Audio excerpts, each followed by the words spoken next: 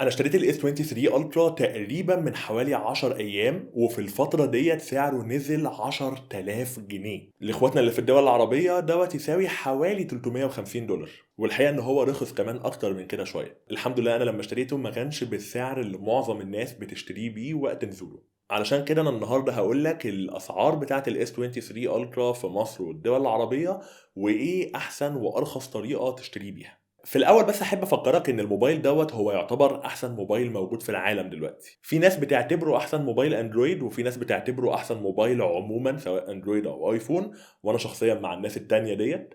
فالطبيعي ان سعر الموبايل دوت ما يبقاش رخيص، بس احنا هنشوف مع بعض ايه ارخص طريقة واحسن سعر ممكن تدفعه فيه. السعر العالمي للموبايل دوت اللي تم الاعلان عنه في امريكا هو 1200 دولار، فهو المقياس اللي احنا بنحاول نقارن بيه دايما. لو انت قررت تشتريه من الامارات والسعودية ودول الخليج عموما هتلاقي ان هو السعر بتاعه حوالي 1350 دولار.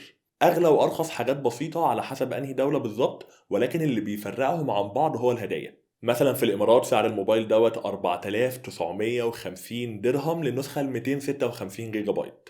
بالسعر دوت انت بتاخد هديه سماعات سامسونج الجالاكسي بادز 2 برو، وديت سعرها عامل حوالي 500 درهم، وبتاخد ضمان سامسونج كير بلس سنتين زياده على الموبايل ده. في خلال السنتين دول انت ممكن برضو تقسط الموبايل معاهم على 24 شهر بدون اي فوائد او بدون اي زياده عن سعر الموبايل. لو انت قررت تجيبه من السعوديه فالنسخه ال 256 جيجا بايت عامله 5200 ريال، اغلى شويه يعني حوالي 1390 دولار. والهدايا بصراحه مش قيمه قوي زي الامارات، يعني انت هتاخد الشاحن ال 25 واط بتاع سامسونج ودوت شاحن سريع، بس الحقيقه انا مش شايف ان هو مميز قوي. الحاجه التانيه اللي هتاخدها هو فاوتشر او تخفيض على مشترياتك اللي انت هتجيبها من سامسونج بعد كده بقيمه 300 ريال سعودي. لو جيت تبص عليها وتحسبها كده هتلاقي ان الهدايا هناك قيمتها اقل شويه من الهدايا بتاعت الامارات. قطر والكويت وكل دول الخليج عموما اسعارهم برضو متقاربه من رينج ال 1350 دولار. طبعا الكلام ده كله للاسعار الرسميه في الدول ديت، ممكن تلاقي الاسعار ارخص في بعض المحلات.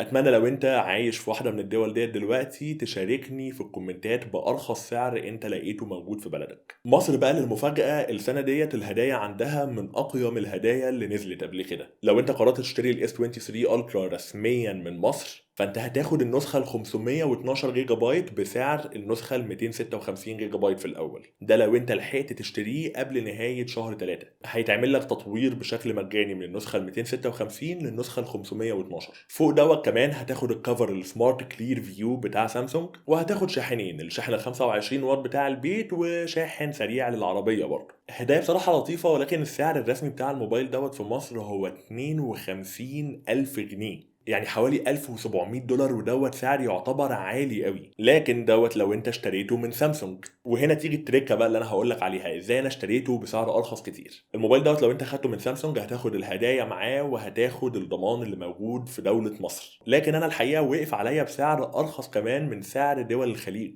لان انا اشتريته ب 1200 دولار نفس السعر بتاع امريكا، وانت كمان ممكن تشتريه ارخص من كده. الفكره ان تجار كتير جدا جابوا الجهاز دوت من بره مصر علشان سامسونج معروفه ان الاجهزه بتاعتها شعبيه، ويبيعوا هنا بسعر ارخص من السعر الرسمي اللي موجود في مصر. اول لما التجار عملوا الحركه ديت كان سعر الموبايل مبالغ فيه وبيتباع ب 47000 جنيه و 48000 جنيه، فرق السعر مش كبير قوي مقارنه بالسعر الرسمي، خصوصا لما تحسب الهدايا. ولكن كل يوم كان سعر الموبايل دوت بينزل اكتر. يوم ما انا اشتريت الموبايل دوت سعره كان عامل 41000 جنيه، بس انا خدته كمان كان علبته مفتوحة فوقف عليا ب 37000 جنيه بس. والفكرة ان تاني يوم على طول تقريبا او بعديها بيومين سعره رخص برضه وبقى عامل 38000. النهارده وقت تصوير الفيديو دوت ارخص سعر انا شفته للموبايل في مصر هو 36000 جنيه متبرشم. زي ما قلت لك احنا بنقارن بامريكا اللي هو 1200 دولار من غير الضرايب ومن غير اي حاجه. لو هتسالني دوت حصل ازاي، وهتسالني هل دوت كده نسخه اوحش او مش نفس نوع الموبايل،